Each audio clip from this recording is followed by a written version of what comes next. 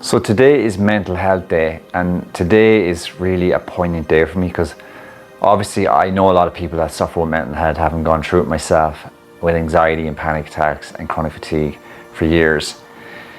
Now today is obviously a reminder that there's a lot of people out there suffering, especially people that aren't getting any help, that are stuck, that are feeling lost, that are feeling lonely, that are feeling that their symptoms are just overwhelming and they don't know what to do, and they're going from doctor to doctor to try and get a diagnosis. Well, I'm here to tell you today that if you have not got a diagnosis, if you're struggling to understand what's going on with the IBS, the stomach cramps, the heart palpitations, lightheadedness, the dizziness, the balance disorders, the headaches, the migraines, the muscle tension, all of these symptoms can be anxiety based, can have their source in anxiety. And I'm here to tell you that if you look into it, it could be that you have an oversensitized nervous system. And what happened is, maybe you went through trauma, or maybe that you went through a lot of life stress at one stage of your life, and then it just kind of wobbled you a bit, and then you reacted incorrectly to how you feel, and then it started to trigger the alarm system in the body.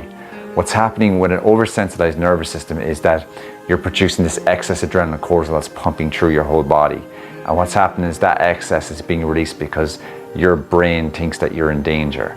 And what I mean by danger is that 10,000 years ago, when a tiger was chasing you, your body would produce this excess adrenaline cortisol to get you out of danger, to get you safe.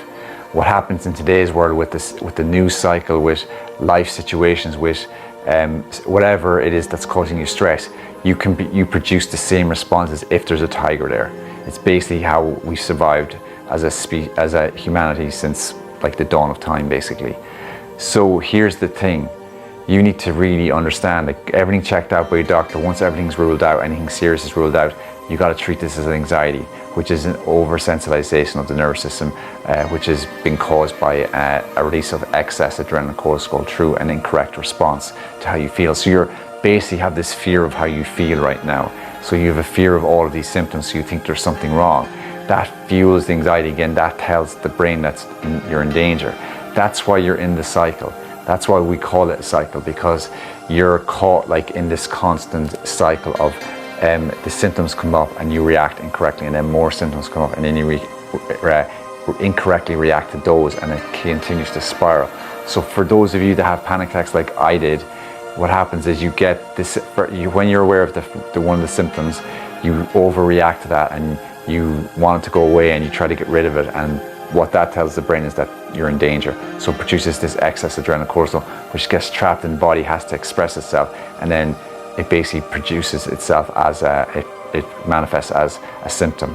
And then more symptoms come up, and then more symptoms, and then you start to hyperventilate, and then you get the chest pain, and then you get this feeling of dread, this feeling of light, this feeling that you're going to pass out, and then you think you're dying, you think that this chest pain is a heart attack, you think that you're about to die, and the fear of God is in you, and you're absolutely terrified. And that means that this all overrides all of your conscious thinking. This becomes automatic. It takes over the whole body, takes over the mind, takes over the decision making. You can either fight, flight, and then you go into freeze response.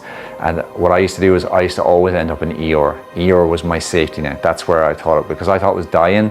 I was like, I need to get to ER to get to safety, to stay alive. It was a matter of life and death for me. So I've got taken off planes that were taxiing to runways. So I used to make sure whatever, at all costs, I was getting to the hospital. Now my last panic attack was mid-flight over the Atlantic, which is worst case scenario for me back in the day. It was 2015, a flight from Dublin to New York. And basically in that moment, I'd already been practicing for a few weeks how to respond correctly. I started to understand the mechanics of anxiety, understand the mechanics of panics, which I'm teaching you right now on this video. I'm teaching the mechanics of how anxiety works, how it basically manifests, and how you get caught in the cycle. So guys, that is the first stage of recovery. You gotta understand the mechanics. You gotta understand that you're caught in this cycle, and then you gotta treat it like that it's anxiety. You got to start to respond correctly, which I talk about in other videos, but reach out to me if you have any questions. This video is about the mechanics of anxiety. I hope it helps.